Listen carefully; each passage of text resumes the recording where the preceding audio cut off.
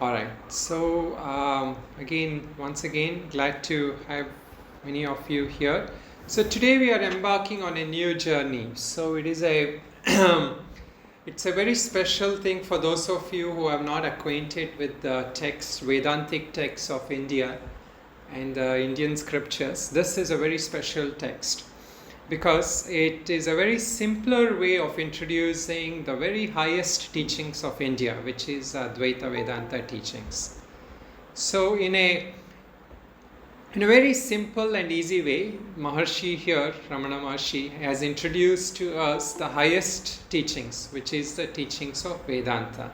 Okay, so let me just first share somewhat of a disclaimer or a word of caution, is that this is a very this is a knowledge which is a supreme knowledge. Okay, so this kind of knowledge is very transformative. It is a very in-depth knowledge about our own self, and it is a very transformative knowledge. So once you know this knowledge, you cannot unlearn this. So it is not like, not like learning trigonometry, or if you're learning anatomy or something, you can forget it and you can move on with your life.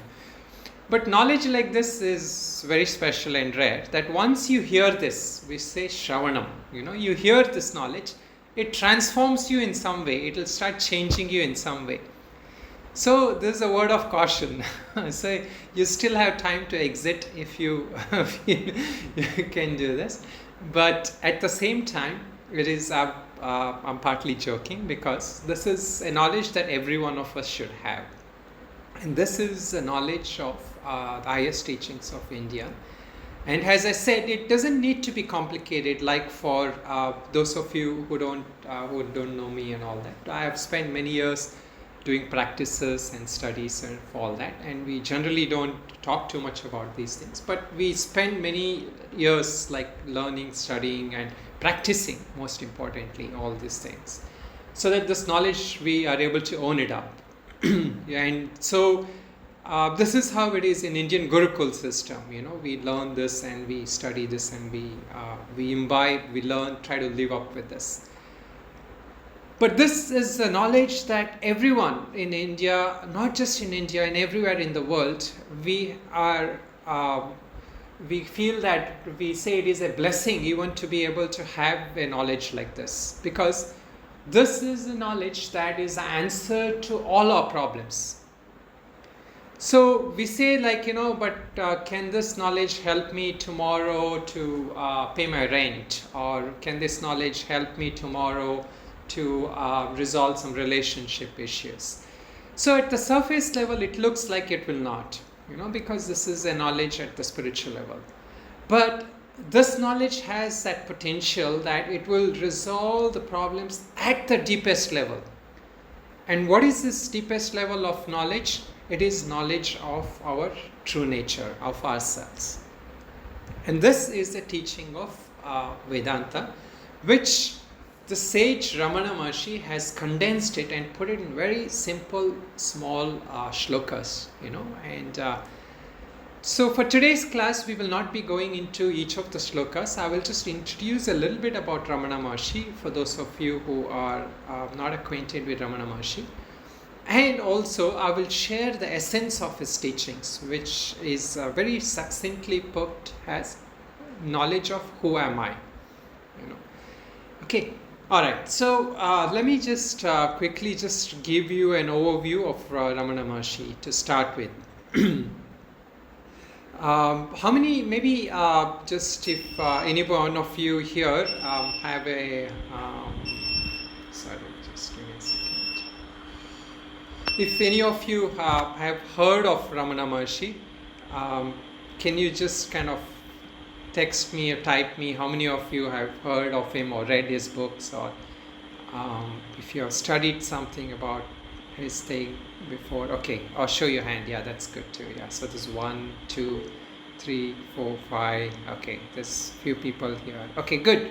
So there's many of you have heard of him. Okay, so I will not need to go too much into it, but Very briefly, I'll just tell him. Okay, he's a sage. He was a sage in India, a very in like a 20th century sage, you can say, a very recent sage. He was born in South India in Tamil Nadu, and so he had a more or less a normal childhood, except like how Indian children, they're all introduced to temples and all growing up. So that was the main thing that he was introduced to. So there was nothing special about him, or seemingly so, although some writers say that he was special as a child as well. But at the age of about 16 or 17, he had a very profound awakening experience, and I will talk about this experience a little later. But what this experience left with him is that he became so interiorized. He started inquiring into the very profound questions of life and death, and after that he could not live, he didn't want to continue living that life that he was living or pursue his studies, so that once you learn the highest wisdom, knowledge of other wisdom doesn't attract people so much. So similarly, like that with him, he lost interest with his regular studies and other things, and he wanted to seek this highest knowledge, or he wanted to abide in this highest state. So about few weeks later, he left to a place called Thiruvannamalai, a mountain called Arunachala. And this is a very special mountain, because just like how in India here we say, everything is embodiment of the divine, like the Himalayas where I stay. This area, we consider the Himalayas not just as any mountain. It's not just an inert mountain. It's a living form of God, or it's a living form of divine or energy or consciousness. We generally say like that. So he was attracted to that, and he saw in that essence of the formless aspect of divine. He found in the mountain. So since that stage until about, he was born in around 1970s, 79, and he had this awakening experience at the age of 17 or 16. And he moved to living in this Thiruvannamalai mountains. He stayed there until around his passing away, or samadhi, at the age of in 1950. So he lived about 71 years in total. And most part of his life, he never went out anywhere. These days, like most gurus are like popular because they're traveling all over. They're in America one day, they're in another Europe another day. They're giving TED Talks or other things, right? So in case of Ramana Maharshi, he was popular without having to go anywhere. He just stayed at one place. Everybody came to him. And it was not like that all time. It was only in the final years of life that people realized that he was a sage of the highest level. And for the most part, what he did was he stayed in meditation, or in a state of samadhi, a certain specific kind of samadhi. So he was so absorbed that people say that sometimes he would be sitting and in underground areas where these vermins and scorpions and all would bite him, and he would not have any consciousness of that. But of course his body was suffering a lot of those effects of that. But he was oblivious to that. He remained in silence for many years. He didn't speak for several years. And then later on people started asking him questions, so he would write. He would write small verses, small, very brief statements. Then people started asking him about his teaching, So over time, he started looking at the scriptures. So until then, he had not studied any scriptures, at least not in this life. He was not aware of any scriptures, and he just had this awakening experience, and he abided in that experience. And so he took to a natural state of sannyasa life. So it is not like like in my case, for example, I had to take it in a traditional order. We study and we become sannyasis, and we learn and we abide by those rules. In his case, he was a natural sannyasi, what is called as a Vidvat sannyasi. So he naturally started living the life of a sannyasi. He didn't have to learn those all the ways of living the life of sannyasi. He taught in very brief languages, and he wrote just 2 or 3 books. And one of the texts we're going to learn, which is called Upadesa Saram. Upadesha means advice or teachings, you can say. Saram is the essence. So it is the essence of his teachings on, as I like to see it, it's the essence of all teachings, because he brings in all the teachings in there. So when he was asked what is the closest philosophy, because in India, we have what is called Shad Darshan. These are the 6 philosophies. And these are the recognized philosophies. And then we have other non-recognized philosophies, which are Astika Darshan. Philosophies such as Buddhism and all that, which are not in the Vedic tradition. But they are also considered philosophies. So when he was asked what is the closest philosophy that you relate to, so he says that I don't really subscribe to a specific philosophy, but he says that my experience and my realization matches closely with that of what was taught by Shankaracharya as Advaita Vedanta. So he said, this is the closest philosophy that comes to my my realization, my understanding. So now, until this late stage, until around 30s, as I said, there was not much written. See, teachings happen if somebody is there to ask for it, right? So, for example, right, if there are many sadhus and sages here in India, in especially in Himalayas, there are also a lot of yogis. They say they are well established, and I've been fortunate also to meet some of them. They are already stabilized in the highest wisdom, but they are not necessarily teachers. So to be able to teach is in itself, one has to have a certain skills and a certain God-given mission, we say. So some are teachers meant to teach a lot of people. Some are meant to teach at a very basic level some teachings. Like today, the popular teachers, you can say, they can only go up to a basic level, at least with the masses. Because if you want to teach at a higher level, the students have to be committed. The students have to engage with them, right? So like, for example, in Gurukul systems of India, we have to spend years. We have to give up everything. We have to live there. We have to, most important of everything, we have to give up our phones. So those are the biggest sacrifices we have to make to live in Gurukul, in ashram kind of lifestyle. But when you live there, the advantage is you are living there and you are entitled to the highest level of teachings that is given. Or so we can say that if it is not so much that you have to you have to live everything and go there, we have to have that mindset that in this life I have this opportunity to learn this highest wisdom. We say that this form of a human is a very rare thing.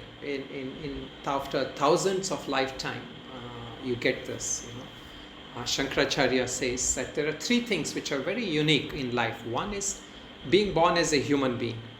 Second is that you have a desire to learn the truth about yourself, the truth about the universe.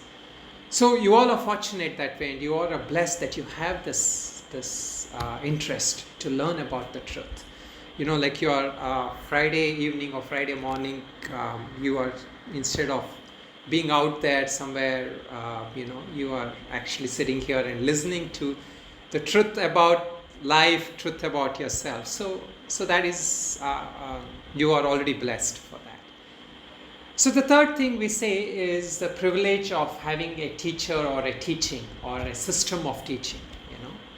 So because someone can have the highest wisdom, but if they're not able to impart that teaching to you in a language you can understand, in a means, in a form that can be communicated, And most importantly, if you don't have that connection with that teacher or that teaching process or that sampradaya, we say, tradition, then what happens is it just becomes a dry intellectual knowledge. So this is a very rarity. This coming together of these three things is a very rarity, and this is what we call as Devanugraha or Guru Kripa, or blessings of God or blessings of the Guru. Okay, so now what made Ramana Maharshi popular was eventually there was a writer, and his name was called as Paul Brunton. So he was an Englishman. At that time India was being ruled by English, English is probably not British, you can say. Britishers were ruling in India at that time. So there were people who were also here doing other things like journalism, writing and all that. So Paul Brunton came to India and he wanted to learn about all the gurus. So he started searching and writing about different gurus. So he wrote about all the gurus. So he then finally, one of the Shankaracharyas he met told him that you have to meet the real highly realized teacher. And he is the most highly realized teacher in India at this time available, he says. And getting to him is very difficult because at those days there were no roads to go to Tiruvannamalai. Today you go, there's like a full-fledged temple, there's a ashram, there are luxurious hotels you can live at, and so there's like a very well, but those days it was not like that. But yet he took that trip. So he took that trip. He was very skeptical when he went on that trip, and because he was not sure whom he's going to meet, because he had seen many gurus and some of them, like here also in India, right? You come, you see a lot of people in these clothes. Not everybody is pursuing spiritual things. You'll very soon see that some are more interested just to live that life, and some are more interested in living freely somewhere, getting free food, and so there are all those kinds. But there are also those who are truth seekers. There are also those who are realized. So sometimes we get cynical or we get skeptical because we see a majority who are not living up to the standards, and we dismiss of those who are also true in real. So like that, he had a mindset like that. He said like, oh, all these sadhus and all these people, they're all fake. And I think he had come to the end of his journey, and so he was not that interested. And then he went there. He went and I'm going to read out his words because his words kind of sum up the very essence of how. Actually, what I'll do is I will project what I'm going to read so that way you all can see.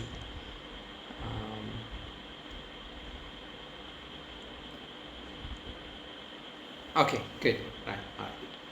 Okay, so he has already gone to Tiruvannamalai, and there he starts from that point, and I'm going to just read out from there. Okay, so he says, "My offering of fruits remained unregarded on the small carved table which stands before him." So he's basically narrating from the point where he sees Ramana Maharshi just sitting there, and usually in Indian tradition we take fruits or something to when you meet a wise person or a guru or somebody. So he takes the fruits and he gives it there, he offers it, but he doesn't respond, he's just sitting there. He says, "My guide has given me no warning that his master will receive me as I have been received by the sage, who never speaks. It has come upon me abruptly, this strange reception characterized by complete indifference." So he was used to a lot of gurus receiving him, welcoming him, talking with him and all. Here the sage is just sitting quietly. The first thought which would come into the mind of any European is this man merely posing for the benefit of his devotees crosses my mind once or twice, but I soon rule it out. He's certainly in a trance condition. though my guide has not informed me that his master indulges in trances. The next thought which occupies my mind is the state of mystical contemplation, nothing more than meaningless vacancy. Has a longer sway, but I let it go for the simple reason that I cannot answer it. There is something in this man which holds my attention as steel filings are held by a magnet. I cannot turn my gaze away from him. My initial bewilderment, my perplexity at being totally ignored, slowly fade away as a strange fascination begins to grip me more firmly. But it is not till the second hour of the uncommon scene that I become aware of a silent, resistless change which is taking place within me. One by one, the questions which I have prepared in the train, which with such meticulous accuracy, drop away. For it does not now seem to matter whether they are asked or not, and it does not seem to matter whether I solve the problems which have hitherto troubled me. I know only that a steady river of quietness seems to be flowing near me, that a great peace is penetrating the inner reaches of my being, and that my tortured brain is beginning to arrive at some rest. How small seem those questions which I have asked myself with such frequency. How petty grows the panorama of the lost years. I perceive with sudden clarity that the intellect creates its own problems and then makes itself miserable trying to solve them. This is indeed a novel concept, to enter the mind of one who has hitherto placed such high value upon intellect. I surrender myself to the steadily deepening sense of restfulness until 2 hours has passed.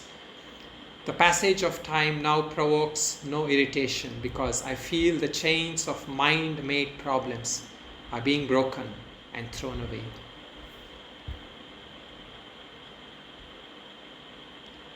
So this is a very nice way to capture what happens to us when we come into a state of meditation, you can say, or right.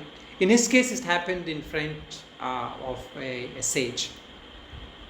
When your mind is pure, or when our mind is that we do feel that we go to certain places, we feel that presence, places where saints have lived, places of some divine, what we call as Jyotirlingas and all, there are some strength, energy there. So what the main point that he's saying is, being a journalist, he has all these questions, and so we may all see this too. We have all these questions in our life. Okay, how is this? Like people keep asking questions like, what is God? Or how is all this maintained? Why is there an injustice in the world? Why doesn't God create justice? And so all these questions, are at one level. The other level of questions is our own daily life problems. Our mind is continually in a flux of problems. We don't experience this sense of stillness or peace because we are obsessed with this mind, which is continually caught up in its own series of problems. And so coming to rest, coming to peace is almost this inbuilt tendency in all of us. And we seek this by either wanting to go to sleep where we feel that rest, or we seek some kind of escapism, like we try to watch TV, or today a lot of other ways people try alcohol, drugs and all that, because the mind is continually tortured with these thoughts.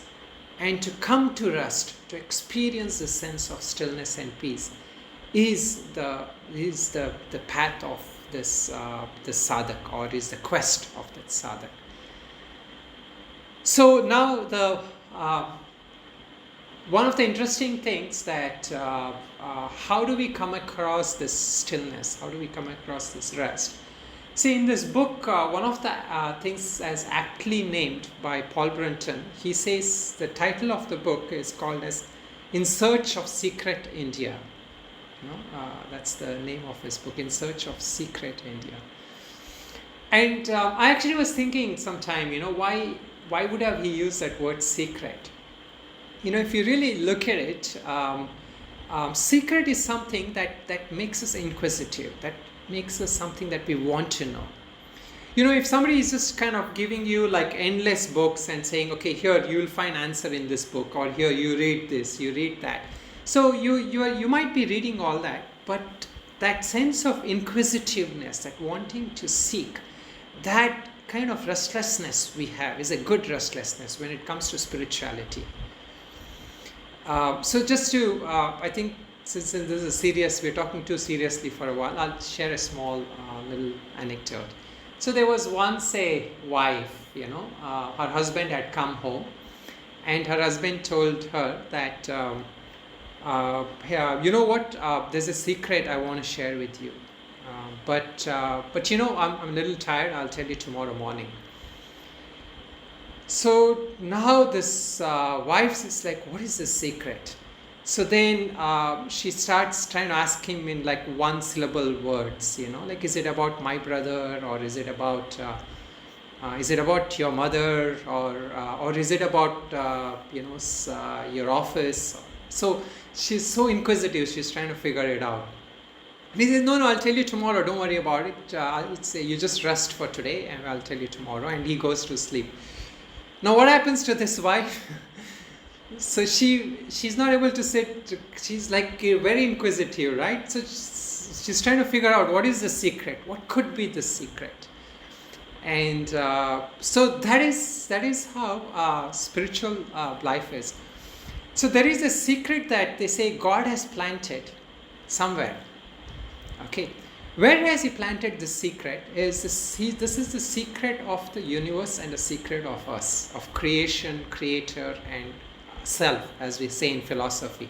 The three aspects, which is called as Jiva, Brahma, Atma, or Jiva, Brahma, and Srishti, creation.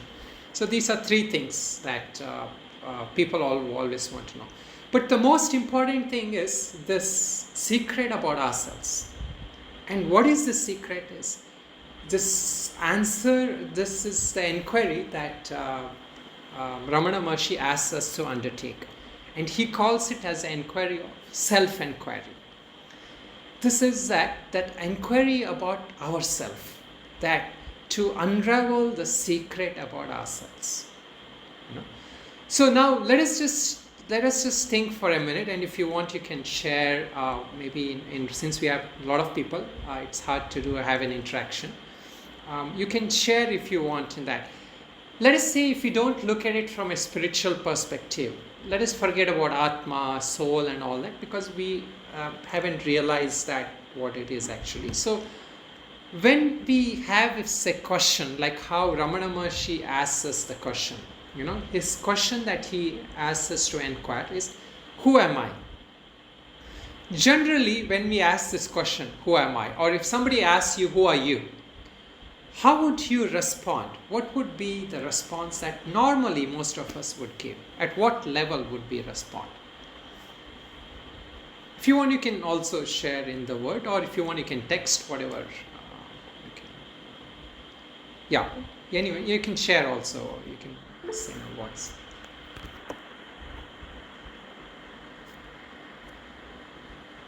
Name, yes, okay. Occupation, yeah. So what we do, yeah, what kind of work we do, what kind of skills. One would describe the person, yes, yeah. I am, okay, with name, okay, yes, that's right. So you start with I am, yes, the ego, okay, yeah.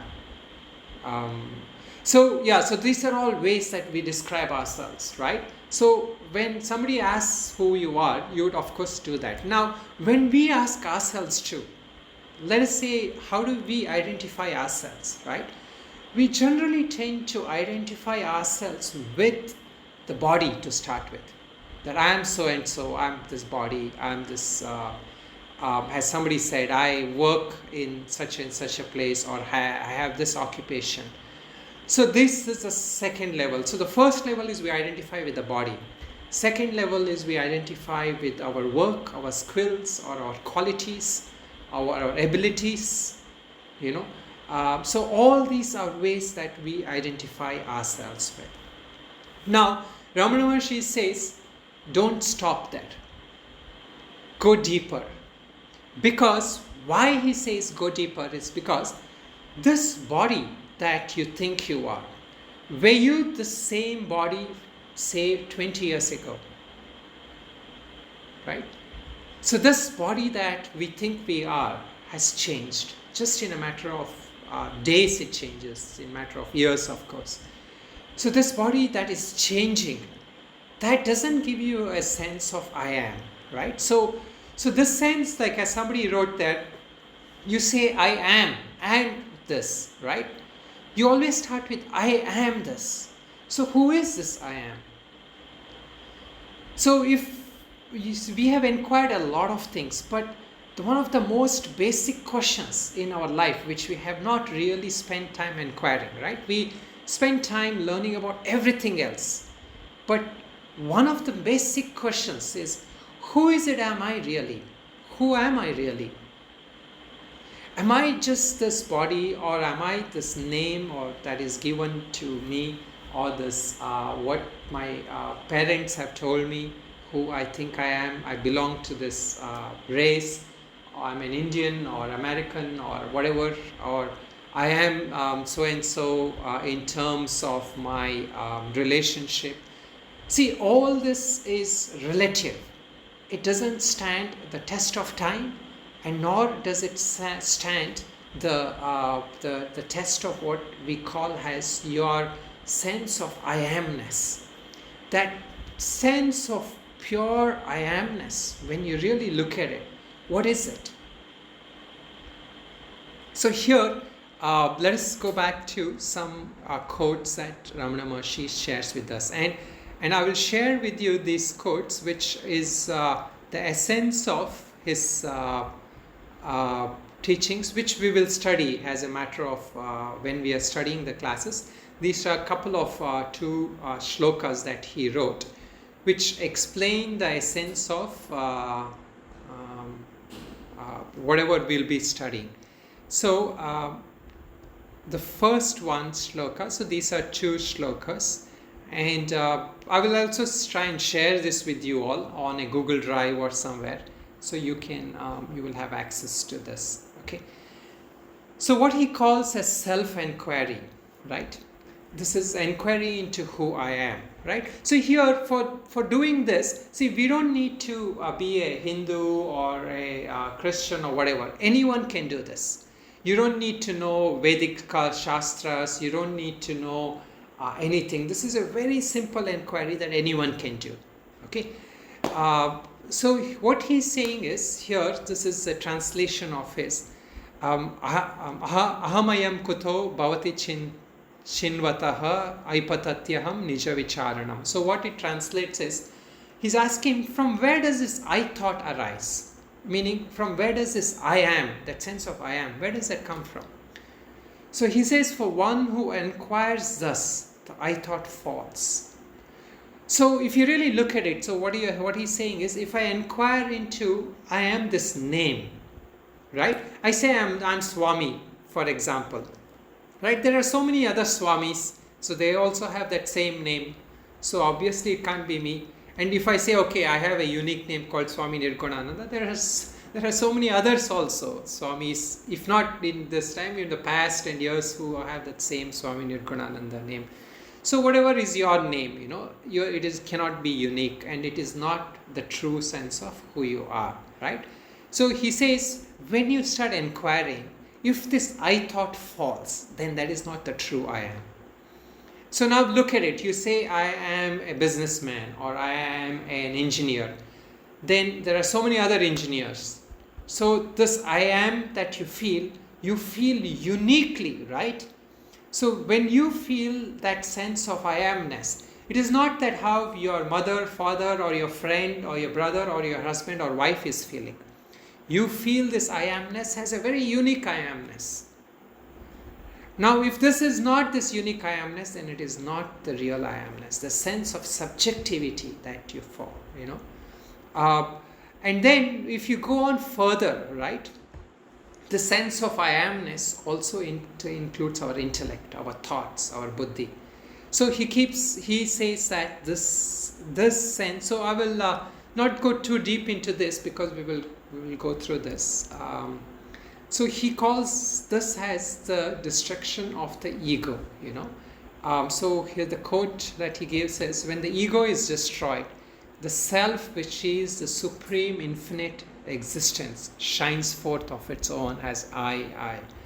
So this is what I was telling you earlier, is the secret of our self. That self which we thought we are, is that secret of our nature, is the sense, this pure sense of I amness is within us. It is not something that we have to look for it. And so he goes on to say, just a couple of quotes, the mind is a bundle of thoughts. Egos arise because there is a thinker. The thinker is the ego. The ego, if sought, will vanish. Right? So this is another good quote to summarize. The ego is the I thought. The true I is the self. So eventually, when we understand Ramana Maharshi's teachings, right, what we are trying to understand is, we get to understand the sense of self that we think we are, which he calls as the ego, and the sense of self which we really are. So understanding this, in a nutshell, there are like thousands of scriptures of books written on Advaita Vedanta. But if we can understand this is like, you can say, the whole, what do you call as a summum bonum, right? Or the essence. This is a complete essence of Vedanta distilled in this. This, the differentiation between what I am, what I perceive I am, the sense of ego self, and the sense of true self. So this identity, breaking free from this identity, it comes, see, we are so used to day-to-day basis thinking of ourselves as that, but we are faking this all the time. This is the reality of this is how the reality is posed, To put it in another lighter vein, I'll share another little joke. One time somebody called a teacher and said, I'll just give him a name, the school teacher got a phone call. And the school teacher was told, today James is sick, he's not coming to school.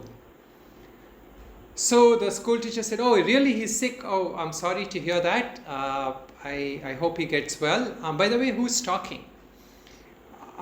So then the answer came from the other side. Oh, it is his father who's speaking.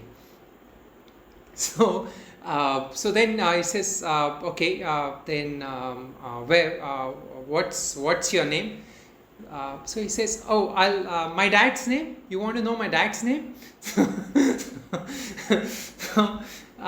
So basically, this is how I just wanted to share that I don't know if that was the right joke, but that sense of faking what we are comes so natural to us, So we are constantly trying to live as this body. We try to identify with our country, or we identify with even our ideologies, our thoughts. And this is one big problem if you're an intellectual like Paul Brunton, like as he says, the one who gave so much importance to intellect, questions, the ability to want to have questions. The moment when he experienced that silence, he realized that all those questions were fake. The mind created those questions, and the mind has created its own problems.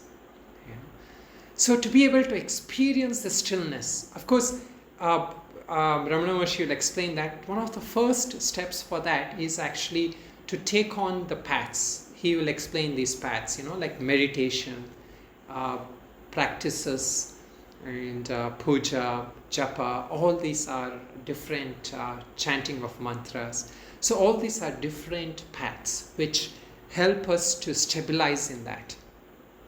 But the essence of who we are, which we take it for granted, this body, this mind, and this very high importance we give to our own thinking process, our intellectual. So there's even like, in spiritual things too, people identify themselves as this group, as that group, and all that. But if you don't really understand and realize that self, that true nature of who you are, then everything else is just what is called as, we say, it is just a thought, or it is a vacharamana, or namarupa. It is all these are concepts.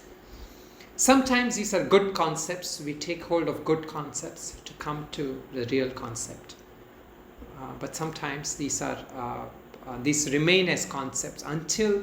So what Ramana Maharshi offers to us is not just somebody who has realized these concepts, not somebody who knows these concepts, but who has realized this. And why do we have to realize this self eventually? Is because he says the true happiness, the ananda, that joy that we are seeking, it can only be found in self.